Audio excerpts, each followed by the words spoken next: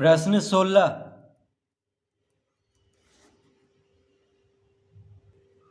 निम्न में आप कौन से सर्वांगसम प्रतिबंधों का प्रयोग करेंगे?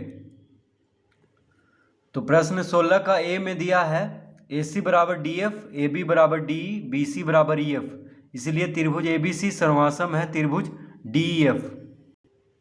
तो प्रश्न 16 का ए में पहले हम इसका चित्र बना लेते हैं। तो त्रिभुज ABC, देखिए ये दिया है त्रिभुज ABC और एक त्रिभुज दिया है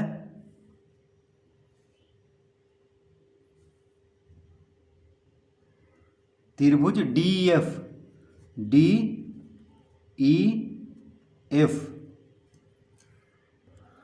तो एक त्रिभुज है ABC और एक त्रिभुज है DEF। क्या क्या दिया है? तो दिया है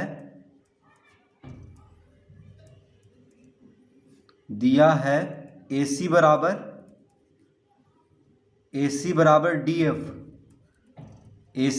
DF, कॉमा AB बराबर DE, कॉमा BC बराबर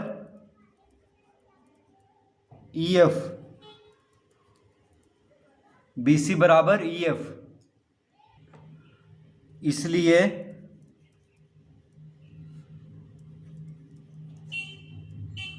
त्रिभुज ABC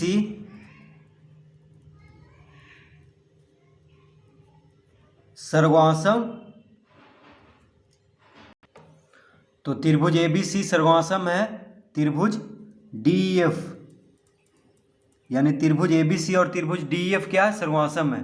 क्यों सर्वांगसम है? क्योंकि AC बराबर DF है, AB बराबर DE, BC बराबर EF। देखिए AC बराबर DF, यानी ये जो AC है ये DF के बराबर है, ठीक है। AC और DF बराबर है।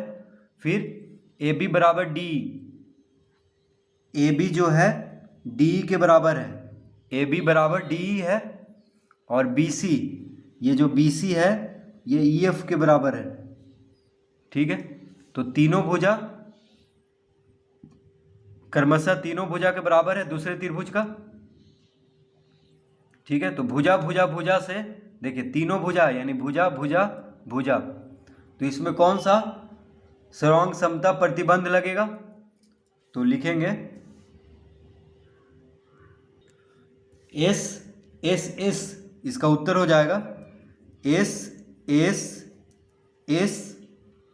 सर्वांग समता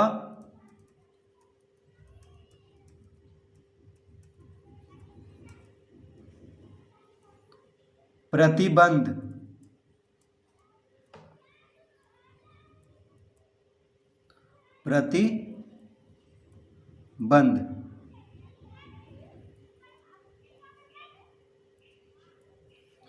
तो S सर्वांग समता प्रतिबंध, क्योंकि त्रिभुज ABC का तीनों भुजा क्रम से त्रिभुज DEF का तीनों भुजा के बराबर है। तो AC बराबर है DF के, AB बराबर है DE और BC बराबर है EF। तो देखिए तीनों भुजा हुआ यानी भुजा प्रतिबंध लगेगा, भुजा सर्वांग समता प्रतिबंध, ठीक है। तो इसमें इसका उत्तर हो जाएगा S सर्वांग समता प्रतिबंध।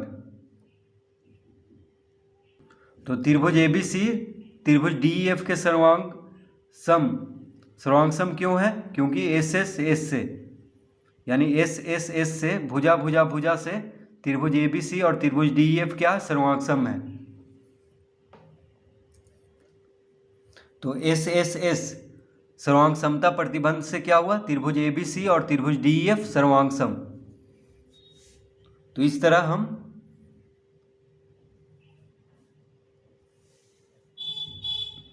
इसको हल करेंगे।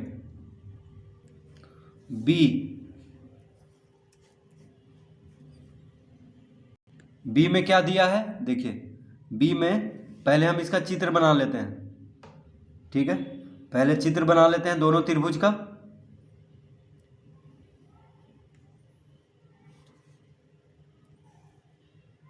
तो ये हो गया त्रिभुज पी क्यू आर। देखिए पी क्यू आर, ये हो गया त्रिभुज पी क्यू आर। और है एक त्रिभुज है एक्स वाई जेड।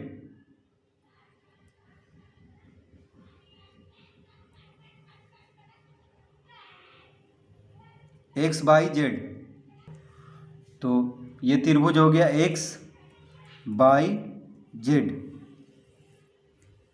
तो क्या क्या दिया हुआ है त्रिभुज पी क्यू आर और त्रिभुज एक्स बाई जेड में? जेड एक्स बराबर, तो दिया है, लिखेंगे यहां पे दिया है जेड एक्स बराबर R P, comma R Q बराबर जेड बाई, कॉमा कोण पी आर क्यू बराबर कोण पी आर क्यू बराबर कोण एक्स जेड बाई। इसलिए त्रिभुज पी क्यू आर सर्वांगसम त्रिभुज एक्स वाई जेड।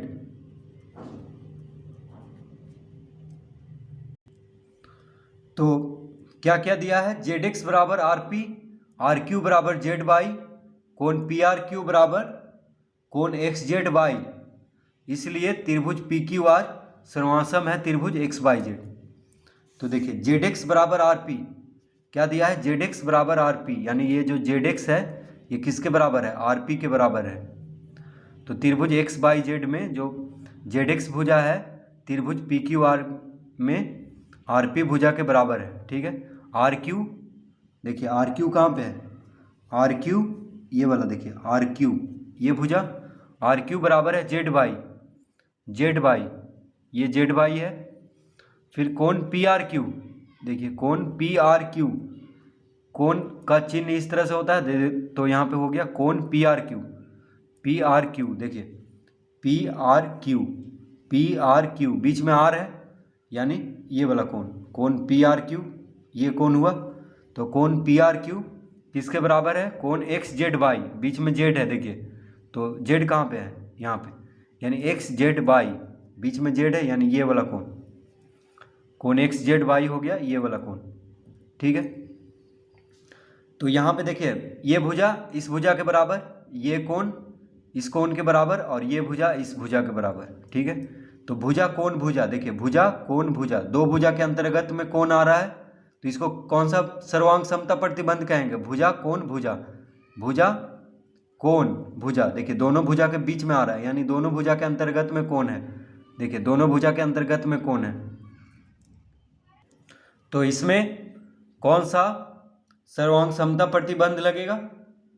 भुजा कोण भुजा, देखिए त्रिभुज का भुजा है ये, फिर कोण है, फिर भुजा है, तो दो भुजा के अंतर्गत में कोण आ रहा है यहाँ भी देखिए।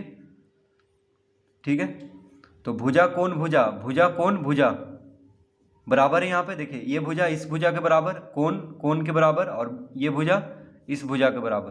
तो इसमें हम भुजा कोण भुजा प्रतिबंध लगाएंगे, तो लिखेंगे इसमें भुजा कोण भुजा को क्या लिखेंगे? भुजा का होता है एस, यानी साइड मतलब भुजा होता है, एस से लिखते हैं। ए मतलब होता है कोण हो गया एंगल, ए से एंगल मतलब कोण, तो एस ए एस, यानी भुजा कोण भुजा, इस तरह लिखते हैं इंग्लिश में।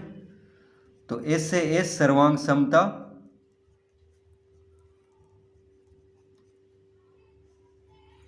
प्रतिबंध,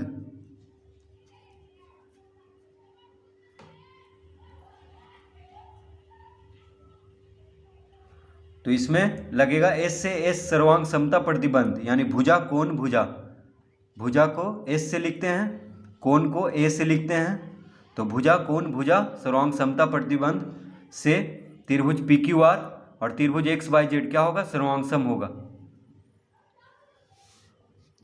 तो चित्र से हम आसानी से समझ सकते हैं। ठीक है, तो इस तरह बी हल करेंगे।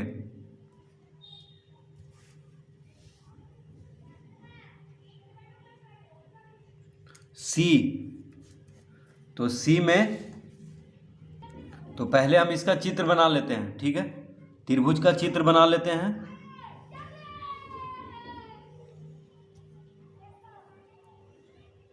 इस तरह से एक चित्र दिया हुआ है एल, त्रिभुज कौन है, L M N, L M N. एक और त्रिभुज है इस तरह से, देखिए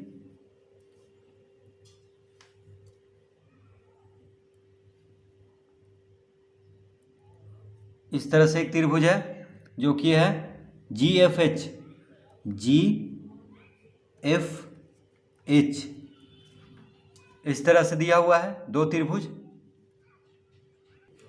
त्रिभुज एल एम एन और त्रिभुज जी एफ एच, ठीक है। तो क्या क्या दिया हुआ है, तो लिख लेंगे यहाँ पे, दिया है कोण एम एल एन बराबर कोण एफ जी एच, कॉमा कोण एन एम एल बराबर कोण जी एफ एच, फिर एम एल बराबर एफ जी। इतना चीज दिया है, देखिए तीन चीज,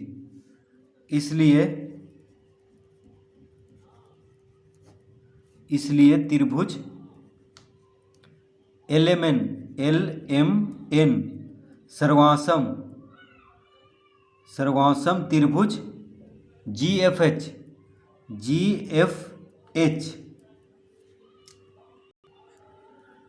तो त्रिभुज एल एम एन सर्वांसम है त्रिभुज जी एफ एच के, क्यों, क्योंकि कोण एम एल एन बराबर कोण एफ जी एच, कोण एन एम एल बराबर कोण जी एफ एच, एम एल बराबर एफ जी। तो यहाँ पे कौन सा सर्वांग समता प्रतिबंध लग रहा है ये पूछ रहा है यहाँ पे। तो देखिए सबसे पहले में क्या है, कोण एम एल एन बराबर कोण एफ जी एच है, फिर कोण एन एम एल बराबर कोण जी एफ एच, फिर एम एल बराबर एफ जी। तो कोण एम एल एन, देखिए एम एल एन बीच में एल है, यानी ये वाला कोण एम एल एन, इस कोण को कहेंगे कोण एम एल एन बराबर कोण एफ जी एच बीच में क्या है, जी है, तो एफ जी एच बीच में जी है, यानी ये वाला कोण, ठीक है। तो ये दोनों कोण क्या है, बराबर है, ये कोण और ये कोण बराबर है। इस त्रिभुज का, त्रिभुज एल एम एन का कोण एल, त्रिभुज एफ जी एच का कोण जी बराबर है, ठीक है। और क्या दिया हुआ है, कोण एन एम एल, देखिए एन एम एल बीच में एम है, तो एन एम एल यानी ये वाला कोण, ये जो कोण है ये बराबर है, किसके बराबर है, तो कोण जी एफ एच के। देखिए कोण एन एम एल यानी ये वाला कोण बराबर है कोण जी एफ एच, बीच में एफ है, तो जी एफ एच यानी ये वाला कोण, जी एफ एच यानी ये कोण। तो ये जो कोण है कोण एम कोण एफ के बराबर है, ठीक है। कोण एम जो है त्रिभुज एल एम एन में कोण एम त्रिभुज जी एफ एच का कोण एफ से बराबर है। तीसरा में क्या दिया हुआ है, एम एल बराबर एफ जी। अब देखिए एम एल भुजा कौन है, एम एल यानी ये जो भुजा है एम एल किसके बराबर है, एफ जी के बराबर है। देखिए एफ जी के बराबर है, इसके बराबर है, ठीक है, एफ जी। तो यहाँ पे देखिए कौन सा प्रतिबंध लग रहा है, तो अब चित्र से हम समझ सकते हैं। देखिए कोण भुजा कोण, कोण भुजा कोण, कोण भुजा कोण, यानी दो कोण के अंतर्गत में भुजा आ रहा है। देखिए दो कोण के बीच में भुजा है, यानी अंतर्गत में भुजा है, दो कोण के अंतर्गत क्या आ रहा है, भुजा, तो इसको कहेंगे कोण भुजा कोण। कोण अगर दूसरा भुजा रहता तो उसको हम नहीं कहते, बस दो कोण के अंतर्गत में आना चाहिए, यानी बीच में, तो कोण भुजा कोण, कोण भुजा कोण, तो इसको लगा देंगे हम। ये कौन सा प्रतिबंध से ये दोनों सर्वासम हुआ है, कोण भुजा कोण से। देखिए कोण भुजा कोण यहाँ पे भी, तो कोण भुजा कोण इसमें भी, और यही सब कोण भुजा कोण क्रमशः इसमें भी है बराबर। तो देखिए कोण भुजा कोण, ठीक है, तो इसमें हम लिख देंगे कोण भुजा कोण। कोण को क्या से लिखते हैं, ए से, कोण भुजा कोण, यानी ए एस से, कोण को ए से लिखते हैं, यानी एंगल मतलब कोण होता है, एस मतलब साइड, साइड मतलब भुजा। तो एस ए सर्वांग समता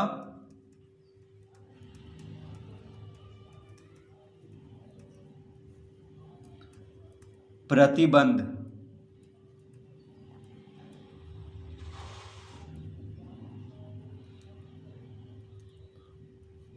ठीक है। तो ए से सर्वांग समता प्रतिबंध, ए से सर्वांग समता प्रतिबंध, तो यहाँ पे लग जाएगा कोण भुजा कोण, यानी ए एस ए सर्वांग समता प्रतिबंध से त्रिभुज एल एम एन और त्रिभुज जी एफ एच क्या है, सर्वांग सम है। तो इस तरह हम इसको समझेंगे। तो चित्र के माध्यम से आसानी से समझ सकते हैं कि कौन सा प्रतिबंध लग रहा है, यानी कौन सा सर्वांग समता प्रतिबंध लग रहा है। अब देखिए डी में,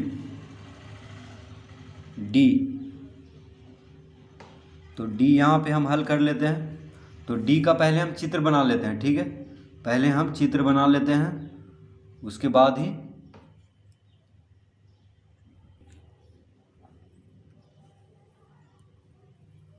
तो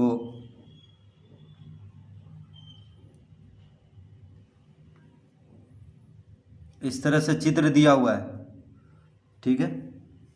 इसको और आगे बढ़ा लेते हैं।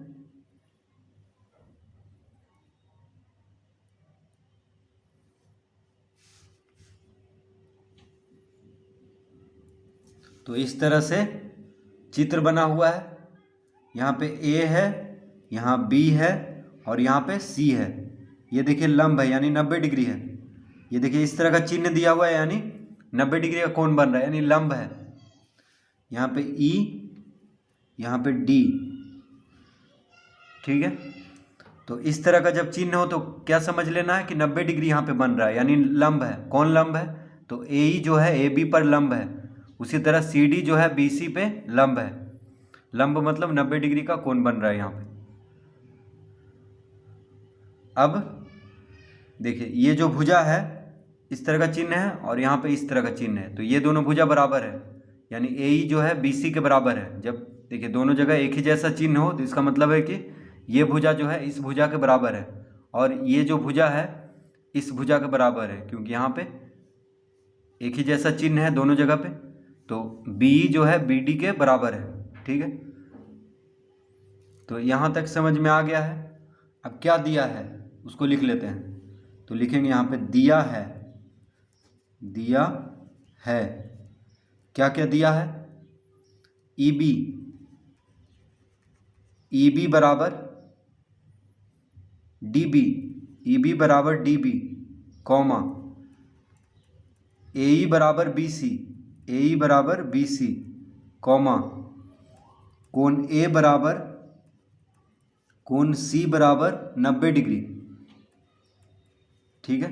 कोण ए और कोण सी बराबर है, किसके बराबर है? 90 डिग्री के बराबर है। इतना चीज दिया है, इसलिए त्रिभुज ए बी ई सर्वांग सम त्रिभुज C D B, C D B. तो त्रिभुज ए बी ई, देखिए त्रिभुज ए बी ई यानी ये वाला त्रिभुज, त्रिभुज सी डी बी यानी ये वाला त्रिभुज, दोनों क्या है? सर्वांग सम है। क्यों सर्वांग सम है? क्योंकि ई बी डी बी के बराबर है, ए ई बी सी के बराबर है और कोण ए कोण सी के बराबर है, जो कि 90 डिग्री है दोनों, ठीक है। तो यहाँ पे कौन सा सर्वांग समता प्रतिबंध उपयोग हो रहा है, तो इसको यहाँ पे पहचानना है हमें।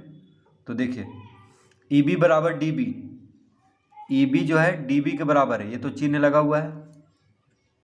तो देखिए ई बी डी बी के बराबर है, यानी ई बी जो है डी बी के बराबर है, ये दिया हुआ है ई बी बराबर डी बी, ठीक है। ई बी बराबर डी बी, देखिए चिन्ह हम दे दिए हैं। ई बी एक चिन्ह यहाँ पे दिया हुआ है, देखिए प्रश्न में ही दिया हुआ है, एक एक यहाँ पे चिन्ह दे दिए, इसका मतलब हुआ ई बी क्या है? डी बी के बराबर है। ए ई बराबर बी सी, देखिए ए ई जो है बी सी के बराबर है, ए ई बी सी के बराबर है, ए ई जो है बी सी के बराबर है। देखिए यहाँ पे डबल चिन्ह दिया हुआ है, यानी ए ई बी सी के बराबर है। कोण ए बराबर कोण सी बराबर 90 डिग्री, ये जो कोण ए है और कौन सी 90 डिग्री है, दोनों। देखिए इस तरह का चिन्ह मतलब 90 डिग्री होता है, तो 90 डिग्री हो गया तो दोनों बराबर होगा, क्योंकि दोनों जगह 90 डिग्री का कोण बन रहा है। तो कोण ए और कोण सी बराबर है, 90 डिग्री है। तो यहाँ पे देखिए, यहाँ पे दो समकोण त्रिभुज हो गया, एक समकोण त्रिभुज हो गया ए बी ई, क्योंकि 90 डिग्री का कोण है। देखिए त्रिभुज ए बी ई में, इस त्रिभुज में देखेंगे, इस त्रिभुज में ए बी ई त्रिभुज में कोण ए 90 डिग्री है, यानी ये समकोण त्रिभुज हो गया। तो समकोण के सामने वाला भुजा यानी 90 डिग्री के सामने वाला भुजा को कर्ण कहते हैं। तो बी क्या है, कर्ण है। बी क्या है, कर्ण है। त्रिभुज ए बी ई में बी कर्ण है। उसी तरह त्रिभुज सी डी बी में या बी सी डी में कोण सी 90 डिग्री है, तो 90 डिग्री के सामने वाला भुजा बी डी क्या है, कर्ण है। समकोण के सामने वाला भुजा क्या होता है, कर्ण। ठीक है, तो दोनों समकोण त्रिभुज हुआ, क्योंकि दोनों में एक कोण 90 डिग्री का है। अब देखिए समकोण त्रिभुज में सर्वांग समता प्रतिबंध कैसे लागू होता है, तो कर्ण, तो समकोण त्रिभुज में तो एक कोण तो 90 डिग्री होगा ही। समकोण त्रिभुज में जब वो समकोण त्रिभुज है तो एक कोण 90 डिग्री होगा ही। ठीक है, तो यहाँ पे कोण ए और कोण सी 90 डिग्री दिया है, यानी ये समकोण त्रिभुज है। तो समकोण त्रिभुज में क्या देखना है, बस कर्ण देखना है, कर्ण बराबर और कोई भुजा, चाहे ये भुजा को चाहे ये भुजा हो। ठीक है, आधार या लंब। तो कर्ण, हमें कर्ण जरूरी है, कर्ण होना चाहिए, और ये दोनों में कोई एक भुजा, चाहे बी सी हो चाहे सी डी हो। ठीक है, तो समकोण त्रिभुज में एक कोण तो 90 डिग्री होगा ही, ये तो कन्फर्म है। तो समकोण त्रिभुज में बस क्या देखना है, कर्ण और कोई एक भुजा, ये दोनों में, चाहे बी सी हो चाहे सी डी हो। देखिए कर्ण चाहे ए ही हो चाहे ए बी हो। ठीक है, तो कोई एक भुजा देखना है। तो ये समकोण त्रिभुज हो गया। तो समकोण त्रिभुज में कर्ण और कोई एक भुजा दूसरे त्रिभुज का क्रमशः कर्ण और एक भुजा बराबर हो तो क्या होता है, दोनों सर्वांगसम होता है, यानी दोनों त्रिभुज क्या हो जाएगा, सर्वांगसम।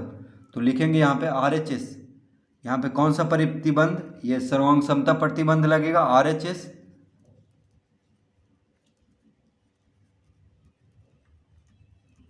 RHS सर्वांग समता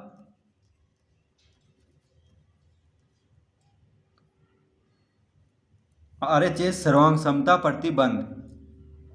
ठीक है, तो समकोण त्रिभुज में जिस त्रिभुज में एक कोण 90 डिग्री हो और कर्ण और कोई एक भुजा दूसरे त्रिभुज का कर्ण और कोई एक भुजा, यानी दूसरे समकोण त्रिभुज का कर्ण और कोई एक भुजा क्या हो, बराबर हो, तो उसको क्या लिखेंगे, RHS सर्वांग समता प्रतिबंध। तो RHS का मतलब क्या हुआ, R से हो गया राइट एंगल, राइट एंगल मतलब होता है 90 डिग्री, यानी राइट एंगल मतलब होता है 90 डिग्री यानी समकोण। तो R से राइट एंगल, H से हो गया हाइपोटेन्यूज, हाइपोटेन्यूज मतलब कर्ण, S से हो गया साइड यानी कोई भी साइड। तो कर्ण और 90 डिग्री होना चाहिए, तो 90 डिग्री तो होगा ही समकोण त्रिभुज में। तो एक कोण 90 डिग्री, फिर कर्ण और कोई एक भुजा बराबर हो गया, तो क्या हो गया वो, RHS सर्वांग समता प्रतिबंध। तो इस तरह हम D हल करेंगे। तो D में उत्तर हो जाएगा RHS सर्वांग समता प्रतिबंध, इसमें लग रहा है।